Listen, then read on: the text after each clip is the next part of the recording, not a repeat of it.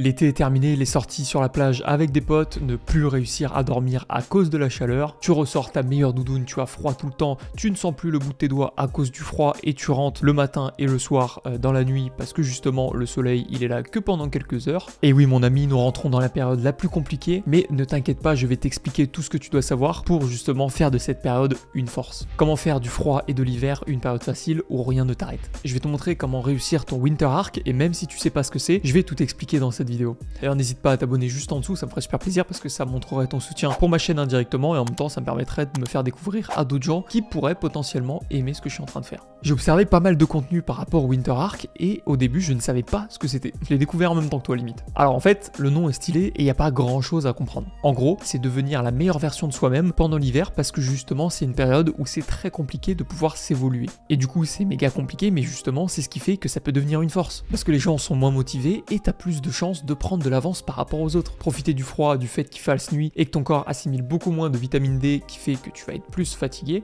Dans cette vidéo je vais te montrer comment maximiser tes chances de réussir ton Winter Arc sans forcément rentrer dans les extrêmes. Parce que crois-moi, tu ne tiendras pas. La première chose est d'adapter tes cycles de sommeil en fonction de tes besoins. Tu es une personne qui aime te coucher tôt, te lever tôt pour justement commencer à travailler alors que tout le monde est en train de dormir, c'est parfait. Tu préfères l'inverse en te couchant tard et en te levant tard parce que tu sais que tu préfères travailler justement du soir lorsque les gens sont déjà partis se coucher, c'est parfait. Oui mais Dorian, moi le matin j'ai des cours, je peux pas me lever trop tard. Et c'est vrai aussi dans ce cas-là. Alors fais comme moi, si tu aimes te lever tard et que tu es plus efficace, plus productif justement le soir la veille, essaye de te lever le maximum le plus tard possible que tu puisses avant d'aller en cours. Ce que je faisais moi pendant mes études, même si j'étais pas forcément quelqu'un du matin, je me levais le plus tard possible avant d'aller en cours, c'est-à-dire 15 minutes avant que les cours commencent. Parce que je savais que j'habitais pas très loin, que je pouvais me lever directement, prendre la voiture, arriver en cours, et comme ça maximisait mon temps de sommeil parce que je sais que le soir je vais me coucher plus tard que la plupart des personnes. Et vu que justement pendant ce Winter Arc on va avoir besoin de quelques heures de sommeil en plus, profitons du peu de sommeil qu'on peut gagner, même le matin. Et même si tu dois prendre le bus pour faire 40 minutes de trajet avant d'arriver en cours ou avant d'arriver à ton travail, et bah lève-toi seulement 45 minutes avant, histoire d'avoir le temps de te préparer pour monter dans le bus et finalement après essayer de gratter quelques petites minutes de sommeil dans le bus. Et en faisant comme ça te force à profiter des moments où tu sais que tu es le plus productif, que ce soit très bien le soir ou très bien le matin pour certaines personnes. Et aussi parce que ça sert à rien de se lever à 5h du matin tous les jours comme le font la plupart des personnes lorsqu'ils veulent faire un Winter Arc, parce que ça va complètement te tuer. Tu vas pas réussir à tenir sur le long terme. Même moi j'ai voulu essayer, ça m'a complètement défoncé ma journée. Et si c'est pour se lever à 5h du matin et faire une sieste aux alentours de 15h, ça sert pas à grand chose de se lever à 5h du matin. Ça peut servir pour les individus qui sont extrêmement du matin, qui savent qu'en se levant très tôt, ils vont pouvoir être productifs dès le début de leur journée. Moi c'est pas le cas. Il y a des moments où on est plus productif que d'autres et il faut profiter justement des moments où on est plus productif pour prendre de l'avance sur la plupart des personnes qui sont en train de faire leur Winter Arc. La deuxième chose, c'est que la discipline est supérieure à la motivation. Alors oui, c'est beaucoup plus dur qu'à faire qu'à tenir sur la durée, et même si ça semble un peu cliché, c'est la vérité. Mais le Winter Arc n'est pas là pour te pousser à faire énormément de choses pendant l'hiver. L'objectif est de maintenir tes habitudes que tu fais dans tes journées classiques, sauf que le but c'est de le tenir pendant justement l'hiver, qui est une période assez compliquée, où les gens ont plus tendance à relâcher leurs habitudes et à être plus laxistes sur certaines. Que ce soit la bouffe, le sport ou juste le sommeil, il y a forcément un domaine où tu sais que tu es moins à fond que d'autres. Et si c'est trop facile pour toi déjà de maintenir tes habitudes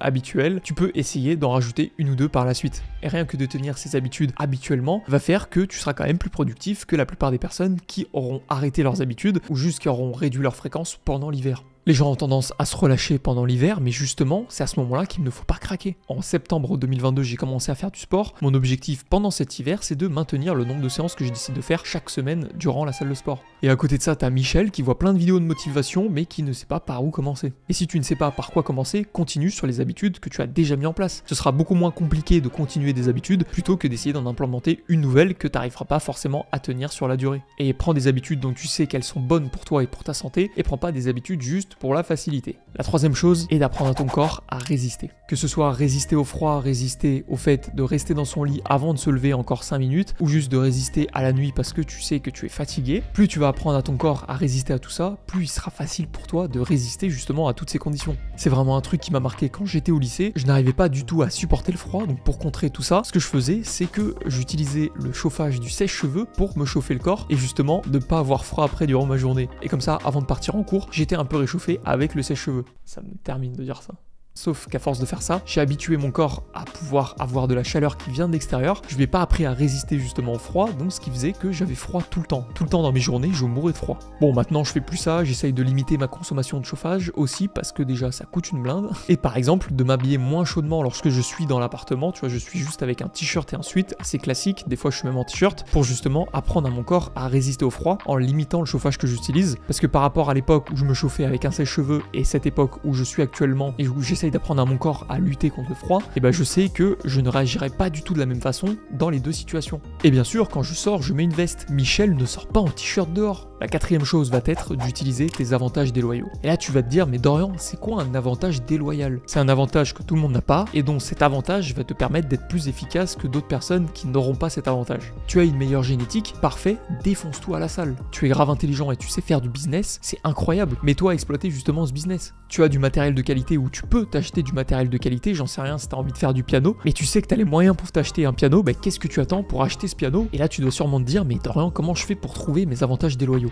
Je suis comme tout le monde, j'ai pas d'avantage déloyal, mais si Michel, tu as un avantage déloyal, tu en as même plusieurs à mon avis. Et pour trouver tes avantages déloyaux, il y a deux méthodes assez simples. La première va être de regarder ce que tu fais le plus dans tes journées et sur quoi tu as le plus de facilité. Si tu sais que tu as des facilités pour l'écriture, pour pouvoir écrire des newsletters, pour juste pouvoir par exemple écrire un roman ou écrire un livre et tu sais que ça coule tout seul dès que tu es en train d'écrire, bah c'est parfait, tu as trouvé ton premier avantage déloyal. Faut pas du tout que tu regardes les autres, faut que tu regardes par rapport à toi. Dans quoi tu es efficace, dans quoi tu sais que tu es rapide. Parce que même des personnes qui n'ont pas cet avantage déloyal, par exemple pour l'écriture, vont pouvoir s'entraîner des jours et des jours pour pouvoir être plus efficace que toi à ce moment précis. Sauf que si toi tu décides de t'y mettre dès maintenant, vu que tu as un avantage déloyal, tu vas rattraper la personne bien plus rapidement qu'elle parce qu'elle n'a pas cet avantage. Et si tu n'arrives pas à trouver tes propres avantages déloyaux, c'est pas très grave, il y a une méthode assez simple, c'est de demander aux gens autour de toi, donc des gens qui te connaissent ou juste tes potes, pour savoir dans quoi tu es le plus efficace, dans quoi tu es le plus rapide, dans quoi tu es le plus productif. Peut-être que tu es beau mais que tu le sais pas au fond de toi, demande aux gens autour de toi s'ils te trouvent beau. Et une fois que tu connais tes avantages déloyaux, maximise les moments où tu sais que tu vas pouvoir utiliser cet avantage pour éliminer la concu. Ces avantages qui vont te faire effacer les mêmes personnes qui sont présentes autour de toi dans le même domaine parce que tu es le meilleur. Et toutes les autres catégories, on s'en fout. Tu pourras pas être parfait dans toutes les catégories. L'objectif de ton Winter Arc, c'est de pas être dans l'extrême dans toutes les catégories, mais d'être dans l'extrême à la limite dans une seule catégorie où tu sais que tu vas exceller. Que ce soit le sport, l'écriture ou la réalisation de vidéos comme je suis en train de le faire, essaye de te trouver un domaine en particulier. Et si je me prends comme exemple, faire des vidéos YouTube n'est pas du tout un avantage déloyal pour moi. Ce qui fait que les vidéos que je suis en train de réaliser sont un avantage déloyal, c'est que j'ai investi dans le matériel que je suis en train de faire. Je filme avec une caméra d'assez bonne qualité, j'ai un assez bon micro, le décor est assez stylé, c'est ce qui fait que c'est un avantage déloyal et que tout le monde n'a pas du tout ce décor et que tout le monde n'a pas du tout le matériel. Et c'est pour ça que justement j'essaye de profiter du fait d'avoir ce matériel pour sortir un maximum de vidéos et que les gens trouvent du contenu de qualité comme je suis en train d'essayer de le faire au maximum et qu'en même temps, il n'y a pas un son dégueulasse ou il n'y a pas une image dégueulasse. Donc focus sur une catégorie bien précise et maintiens les autres comme tu sais si bien le faire. Donc voilà, maintenant tu as toutes les clés en main pour réussir ton Winter Arc sans tomber dans les extrêmes que tu n'arriveras pas à tenir, que la plupart des gens n'arriveront pas à tenir.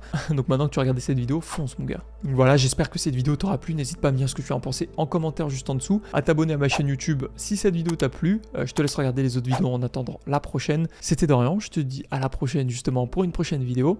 Ciao.